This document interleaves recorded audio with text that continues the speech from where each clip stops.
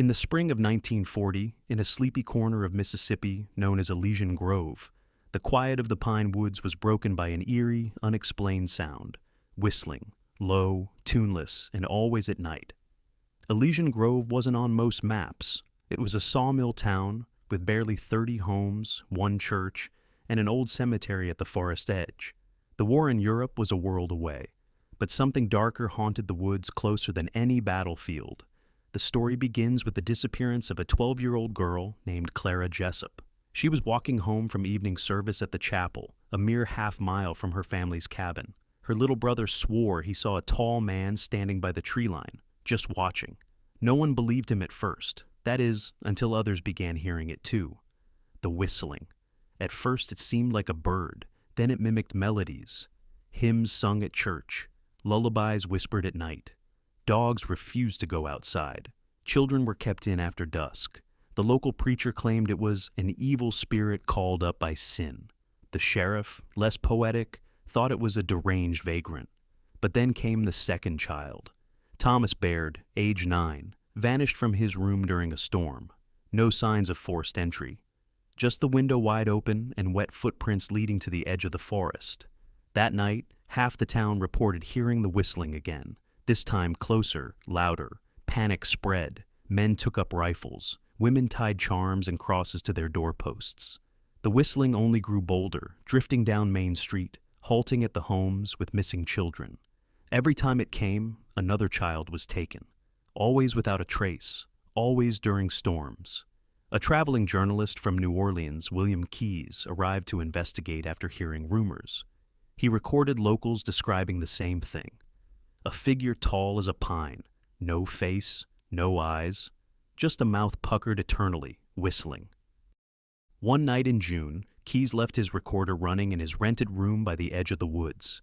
What it captured was terrifying. First, a storm's thunder, then the door creaking, and finally, soft, slow whistling growing louder until the tape cut to silence. Keyes was never seen again. The only trace of him left behind was the recorder, left running until the tape ran out. By autumn, the town was nearly empty. The government declared it abandoned, uninhabitable due to soil instability, they claimed, but locals whispered the truth in hushed tones for generations. To this day, hikers and hunters passing near the overgrown remains of Elysian Grove report hearing it on rainy nights. A faint, off-key whistle drifting between the trees. No one stays long enough to hear how close it gets. In the fall of 1940, 2 months after William Keyes vanished, his belongings were collected by his younger brother, George. George was a university student from Baton Rouge, skeptical by nature and heartbroken by the loss. The sheriff handed him a box, William's typewriter, notebooks, and the battered reel-to-reel recorder. He warned George not to listen to the tape at night. George didn't believe in superstition. Back at his boarding room, he threaded the tape and pressed play. The recording began innocently enough. Keyes narrating his findings, interviews with townsfolk, their voices trembling, stories aligning. Then came the night of the storm. The night Keyes vanished. Thunder cracked. A gust of wind slammed a door. And then, the whistling. It was soft at first, melodic even, but it twisted. Off-key like a broken music box winding down, then louder, closer. George could hear his brother's breathing pick up, then silence, then one final sound, chilling, unforgettable, a low voice layered under the whistle. Barely a whisper, it said, "You heard it. Now it hears you." The tape burned itself into George's mind. That night, he dreamt of tall shadows watching him from corners, trees shifting in unnatural winds, and whistling just beyond the door. The next morning, he left for Elysian Grove. The town was dead. Houses grayed by time, doors hanging loose, weeds bursting through cracked porches. The air felt thick, heavy with things unsaid. He found the chapel, its steeple leaning. Dust lay thick on the pews. On the altar, carved crudely into the wood, was a symbol, a circle with 7 vertical slashes through it. He saw the same mark burned into trees by the cemetery. That night, George camped in the old rectory. The recorder sat by his side. He brought a gun, not that he believed it would help. At 2:13 a.m., the whistling began. It wasn't far. It came from the tree line, drifting between the pines like smoke. George held his breath. The whistle was different this time. It mimicked the hymn his mother used to sing when he was a child, soft, then slightly wrong. And then it stopped. Moments later, the door creaked open. George spun, flashlight trembling, nothing, just wind. But when he turned back, the recorder was playing, though no one had touched it. A voice crackled from the speaker. You heard it. Now it hears you? And in the doorway, something impossibly tall stood silhouetted against the moonlight. It didn't move. It didn't need to. George grabbed the recorder and ran. He didn't stop until he reached Jackson, half mad and incoherent. He tried to tell his story, but no one believed him until he played the tape. The men in suits came the next day. They weren't journalists or police. No one said who they were. They took the tape, his notes, and silenced the papers. The official report listed George as unstable. He was placed in an asylum within a month. But George left something behind, his copy of William's last notebook. It was found decades later by a student researching abandoned towns.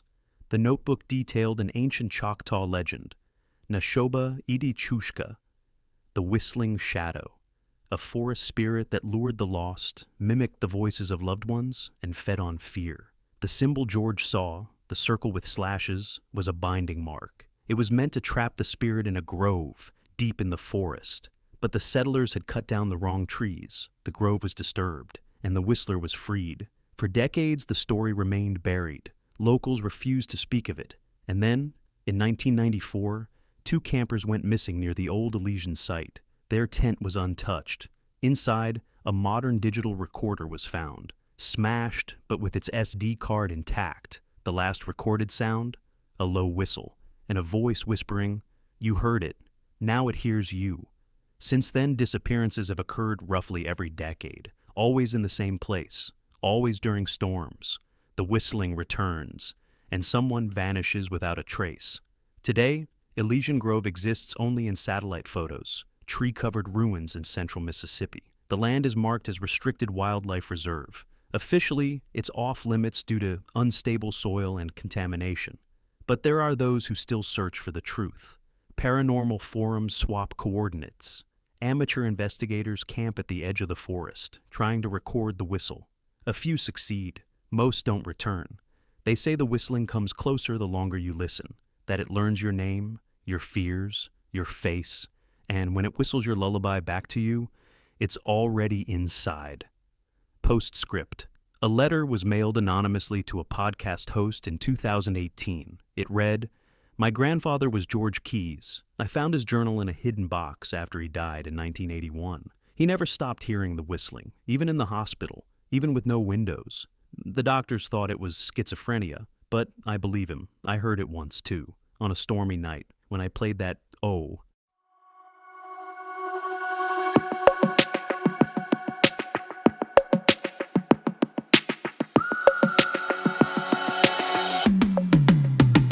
باشه اصلا با تو هر دفعه که دعوا شد نمیشه زد حرفاتو غر میکنی شب تا صبح باشه اصلا با تو هر دفعه که دعوا شد نمیشه زد حرفاتو غر میکنی شب تا صبح انقدر وقت نکن نمیاد به خدا اگه اون چشا رو نمیداد به میخواستی کنی منو با چی عاشق اصلا از الانم هرچی تو بگی باشه افتادم تو تلت و راه دیگه نی به همه بگو که دوست داری مال کی بشی میخوام فقط با تو وقت بگذرونم مسئله یه کار دیگه باشه اصلا با تو هر دفعه که دعوا شد نمیشه زد حرفاتو غر میکنی شب تا صبح باشه اصلا با تو هر دفعه که دعوا شد نمیشه زد حرفاتو غر میکنی شب تا صبح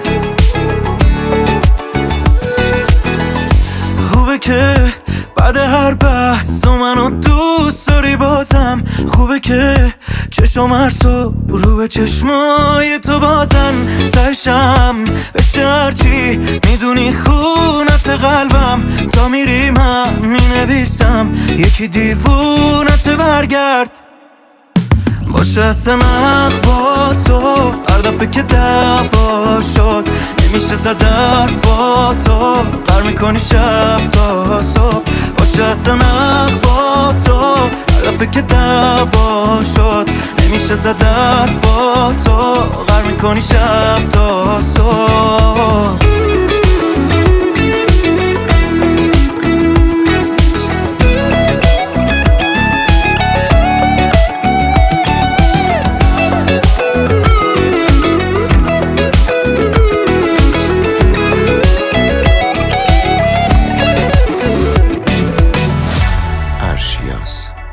Don't mimic it.